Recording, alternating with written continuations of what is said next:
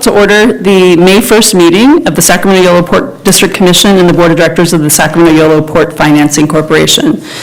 We'll start the meeting with the Pledge of Allegiance. I'd like to ask Commissioner McGowan to please lead us in the pledge. I watched it last time. Yeah, it's your makeup. We'll give you second try.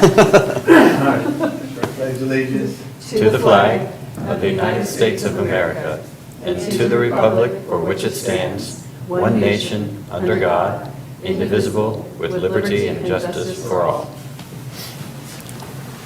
Good job. I've got to practice. The Commission did not meet in closed session, and I did want to note that our chair, Oscar Villegas, is at a graduation event for his son, and Commissioner Ledesma is flying here from out of town, so he's en route, but not with us this evening. So that brings us to our first item, presentations by the public on matters not on the agenda but within the jurisdiction of the Commission. And we do not have any requests to speak. Is there anyone here that would like to address the Commission? All right, that brings us to our consent agenda. There are two items, consideration of contract award for the demolition of Building D at the North Terminal and consideration of approval of 2 meeting minutes. Is there a motion to approve consent, or would anyone like to pull an item for further discussion? Second. Moved by Commissioner McGowan, seconded by Commissioner Cabaldon. All those in favor, please signify by saying aye. Aye. Any opposed? It passes unanimously. And that brings us to our regular agenda, item number 4, consideration of budget appropriation for construction of the Barge Canal Trail Phase 1 project. Thank you, Mr. Toft. Thank you, Madam Chair. Good evening, Commissioners. Stonelock 1 development agreement between the port and the city was executed just about a year ago. And as the Commission may recall, that agreement requires the trail project to commence construction within 1 year of that agreement, and for the port and city to split its cost if the Stonelock 1 property has not been sold, which it has not. So the time has arrived to commence construction on the project, and the port's 50% share of that cost is the recommended amount of the appropriation request tonight, $569,000. The city share of that funding, as well as award of the construction contract, is on the council agenda for consideration later this evening as well. So a couple notes. Much of the port funding for the project will effectively come from the cost savings from the project which you just approved on the consent agenda. So D building, as we call it, we had budgeted $500,000 for it. It actually came in minus $2,000. In other words, the contractor is going to pay us to tear it down because of the value of the metal. So that's about 80% of the funding. I'm going to be going to buy a used car here pretty soon. You go with me and help me negotiate. I can't take all the credit on that. Public Works assembled the bid package, and we were delighted with the outcome there. So, but the result of that is that the impact to the port's cash reserves for this recommended appropriation will be minimal, given the cost savings on the D building project. And then ultimately, just a reminder, per the Stonelock 1 development agreement, again, we anticipate that this cost will be recouped ultimately when that property sells.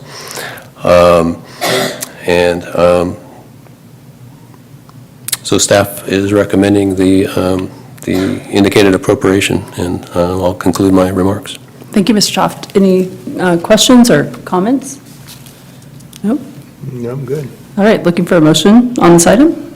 I'll move it. Second? Moved by Commissioner Cabaldon, seconded by Commissioner McGowan. All those in favor, please signify by saying aye. Aye. Any opposed? That motion passes. And that action passes. Thank you so much. And that brings us to item 5, which is consideration of resolution P19-2, authorizing the sale of approximately 21 acres of the northeast quadrant of the Seaway property to CC NoCal Development Incorporated for a build-to-suit development project. Mr. Toft. Yeah, thank you again. As the title indicates, this item is proposed sale of approximately 21 acres of the northeast quadrant of the Seaway property, shown here as parcels 1 and 3 on this preliminary map. to the Trammell Crow Company, which has been working on a build-to-suit development project under an E&A exclusive negotiating agreement with the port since December of 2018. The project is a collaboration between the port and the city. Thank you, Diane Richards and Katie Jacobson, for their role in securing a large manufacturing company which will generate significant economic developments to both the port district and the city. The purchase price has been negotiated at $5.50 a square foot, or about $5 million, based on comparable land sales. The purchase and sale agreement requires the developer to build a manufacturing facility for a specific user in 2 phases and construct the public infrastructure needed to serve the project. And the port would reimburse the developer for that cost, that actual cost of infrastructure, up to a cap of $5 million. The property would be annexed into an existing community facilities district to provide the funding mechanism to maintain the new infrastructure. Effectively, so $5 million purchase price, $5 million infrastructure reimbursement. It's a revenue neutral project for the port in the short run. So can we switch slides? Thank you. So this shows you the site plan. The first and largest phase of the project is the northern building. It's 238,000 square feet on 14 acres, which if this agreement is approved this evening and it plays out the way we anticipate, looking at about a December 2020 completion and occupancy date by the tenant. The second phase would be designed as an expansion of the first phase for the same build-to-suit tenant, 108,000 square feet on 7 acres, with construction anticipated within 5 years of close of escrow. The 2 buildings would mirror each other in terms of design and provide crossover functionality and use of what the developers are describing as a common drive aisle between the 2 buildings. The port retains design review and approval authority to ensure a high-quality building standard, and it's you can see from a little bit from the site plan the building elevations on the north and east sides have extensive window glazing, and there's a large outdoor green space and sport court on the north side of the building for employee recreation facing the Ship Channel Trail. So a few project risks to note before we get into the benefits. In the event, and these are negotiated items, in the event of a port default on the agreement, we have a potential liability of up to $200,000 to compensate the developer for their pre-development costs, any geotech and engineering studies related. That would provide the mitigation for that, or a mitigating factor for that is that it does have value to the port. And secondly, I would say the Parcel 3 expansion is a bit of a leap of faith. There's potential we could lose control of the user in the event that anticipated expansion did not occur. So next slide. So the benefits are summarized here. There's a significant economic development impact through up to 300 high-paying jobs, engineering jobs, and a high-value building valuation estimated to be $35 to $40 million. It would secure, the project is would bring in an anchor tenant, a nice what we call advanced manufacturing to serve as an anchor and attract future like quality users to the Seaway property. And it sets a building design standard as well for future Seaway development. It builds the infrastructure to allow the full build out of that northeast quadrant. There's about 35 additional acres to the east side of the new roadway. And finally, it activates the adjacent public trail, not only through its an attractive interface, but the employees that are working here will recreate on that trail and walk down along Stone Lock 1 and use the boat ramp and all the amenities that are nearby. So for all those reasons, we're recommending approval of the agreement tonight. And I will conclude and turn it over to you, Chair, for any questions. Thank you. Any questions or comments, Commission? Just Commissioner one, McGowan? flesh out for me a little bit of what the downside or the risk would be for the future development of the partial 3, I think you call it. It's the southern, Right. the southern part. What's the realities there? Well, in the event that the tenant that is being recruited to Phase 1 doesn't need to expand, and there's wiggle room in the contract for, despite the requirement to build that within 5 years, it could get assigned to a different entity, and so the risk is we wouldn't necessarily have that same user, but we're protected on the design. The same design standards are built in. Okay, that was my real question is that should the expansion not occur, would that allow some entirely different operator, but a use, back to warehousing or whatever? There are some assurances built into here that the type of use will be similar to the one on parcel B? Indirectly, through building design, yes. The design is, the Port Commission would retain authority on building design. Yeah. That design is of a high standard that would preclude warehousing distribution uses. Right. All right, thank you. Appreciate that. Thank you. Any other questions? Yeah, just to Commissioner Just to Cavallo? follow up on that, maybe you could direct, like, where in the agreement this issue, in terms of the assignment for Sure. sits, and then just be clear, because TC NorCal Development, is that the actual project, the actual user, or is that our broker intermediary, or who is that? It's Trammell Crow Company. They are the purchaser and the developer, not the user. We are remaining discreet on the user at this point.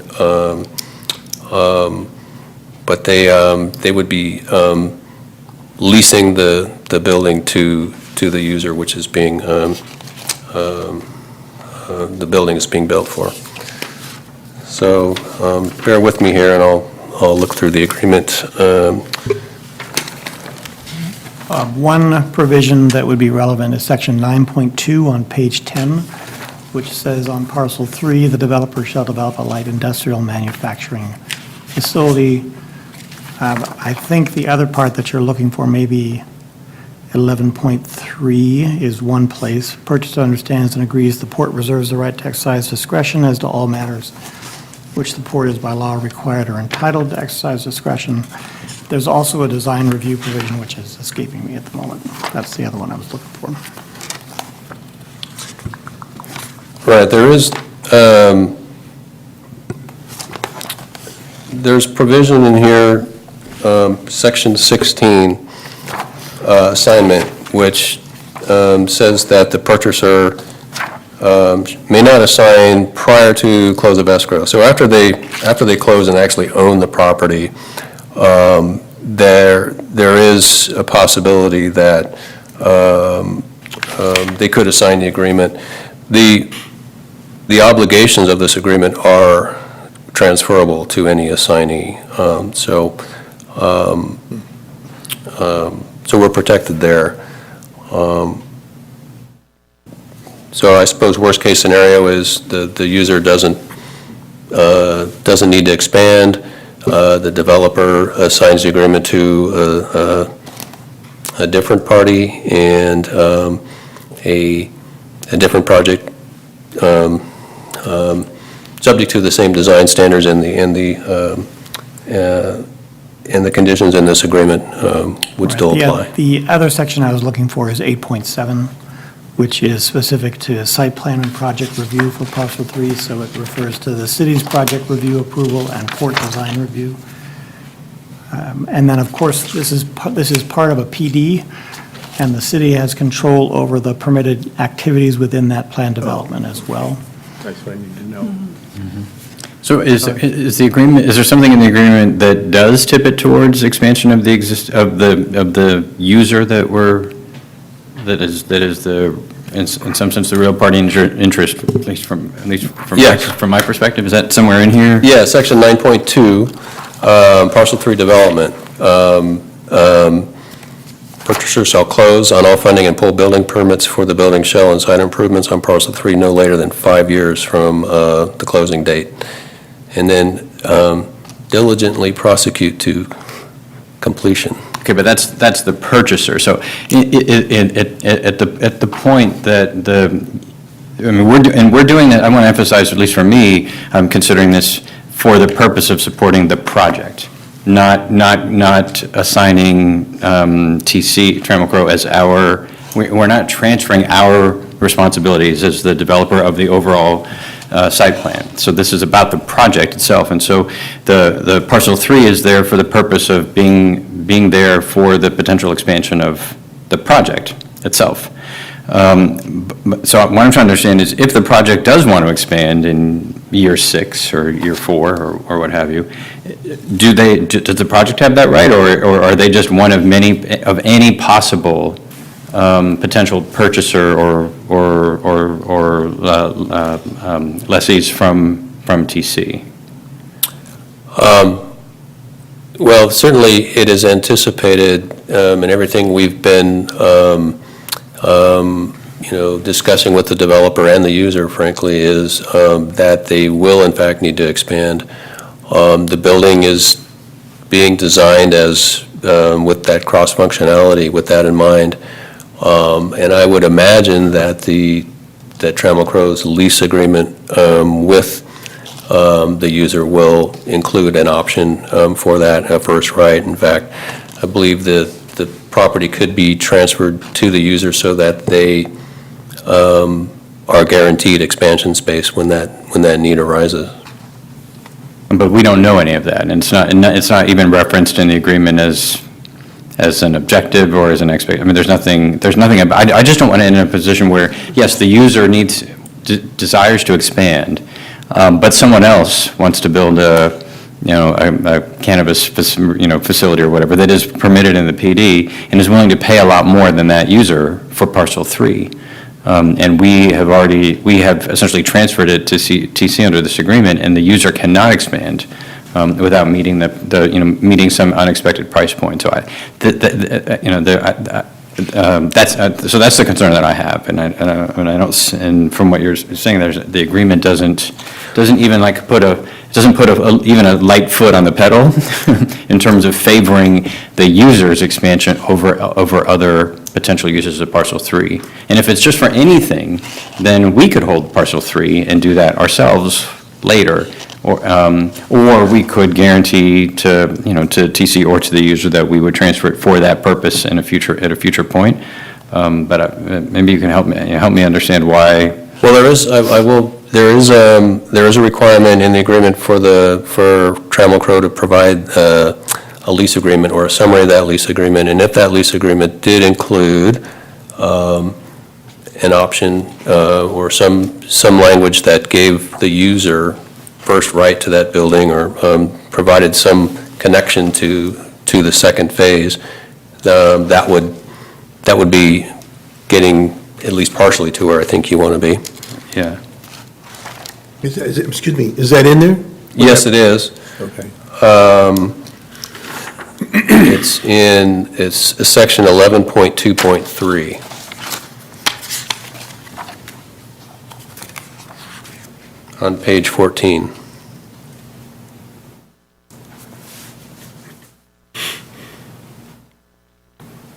Okay, but we would get this in escrow, but it's just, we would just receive it. So if there is no such provision, we would say, gosh darn, I wish we had, when we had the agreement before us, we had insisted on such a provision, or? Right, well, we'll see this before the close of escrow, and But we can't not close escrow if we see this and there's no provision that favors the user for parcel 3. I mean, we'll know that, but we won't be able to do anything at that point, right? It's not a legitimate reason to exit the deal at that stage. Not the way it's currently written, correct.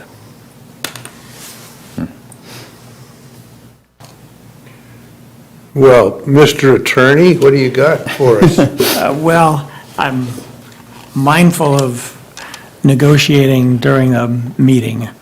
There certainly could be a discussion, there may have been a discussion, I wasn't necessarily party to the conversations with Trammell Crow, that would either provide a more firm right of the build-to-suit builder to have the right to exercise that and take parcel 3, or some other preference stated that in developing parcel 3, preference should be given to the owner and developer of parcel 1. The user of parcel 1, right. Beyond that, I don't know how comfortable staff is with, making a commitment to something. If you have some direction, we can make that part of a motion to it can either come back at a future meeting, or to, try to obtain language, that would provide that sort of assurance that the user of parcel 1 would have the first opportunity to purchase parcel 3. Or lease, lease or purchase Well, parcel 3. having heard our discussion, what do you recommend? I'm looking to Rick and Aaron, because they've been part of the conversations with Trammell Crow, as to whether or not that's something that, I think that's a reasonable, the first right is, that's a reasonable ask, I think.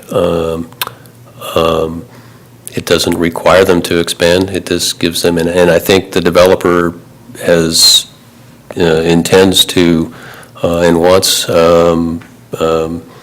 anticipates the expansion. we can certainly put aspirational language in, that it is the port's desire that the user of parcel 1 be given first opportunity to make use of parcel 3 at such time as parcel 3 is ready to be developed, or the user is ready to expand. The question is how comfortable we are with trying to put something in that's more of an affirmative obligation, that they have to let that user go first. I'm comfortable with that first right Right of first provision. refusal, a right of first refusal on the part of the user of parcel 1. And I'll just add that I know it's already been said, but the protections that are in the agreement, particularly in 9.2, where it's has to be a light manufacturing facility, I think part of the concern would be that it ends up being something else, like a distribution facility. We're doing this for a reason, so I think we've done a lot to ensure that, but we can try to add this other provision as well, if you give us that direction. Yeah, I'm very comfortable with what you've already done to protect against a bad project. All I'm trying to get to is the whole reason that we're rushing to do this, because we are the city, the port's plan for many years has been to figure out what to do with Seaway as a whole, and to figure out how it relates to the port's objectives, to the city's objectives, and not until then to go and market the pieces of the property. Because this is how we do it in West Sacramento, we see there's an important opportunity that we're trying to maximize and to leverage. So we're stepping away from that policy in essence to do this, which I'm very supportive of, because this user of this project has a really profound impact in the community. So that's absolutely essential. But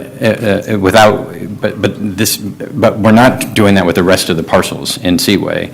And we want this user, when they're ready to expand, we definitely want them to be able to do that. So I would support moving forward with the agreement tonight with the staff suggestion, or what staff has offered as a potential. If we can't, if that's not acceptable, we could come back at the next meeting. If that doesn't work for the other party to the agreement, as a way to get to that issue. Right, so I don't know, the my direction would colleagues- be to add language concerning a right of refusal for the user of parcel 1. If we can't negotiate that, then we would bring it back. to the And commission. I would like to weigh in on it too, because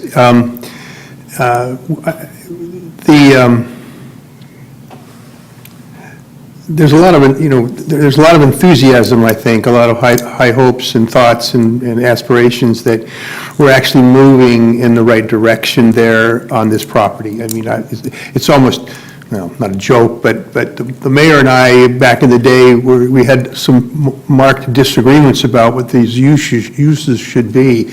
And I hate to admit it, but I'm the one that's had the evolutionary movement here. And I like this direction that we're going. And so I think what I'm hearing anyway is that how do we manifest that in a legal way? The representations we received from the developer and from the end user were very, very positive about this, something they wanted to do. And they want it to be an example, sort of the first showing, that is, of what the values and the improved and upgraded and more desirable uses of that whole Seaway project can be.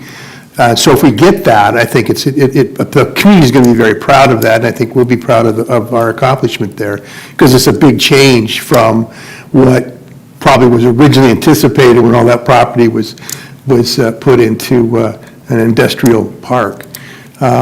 So however it is you got to do that, that's what I mean. I would support that. I'm not sure what the legal mechanics or the negotiation components, but I think we're okay with the other parties, because this pretty much is what the representation they were making to us informally.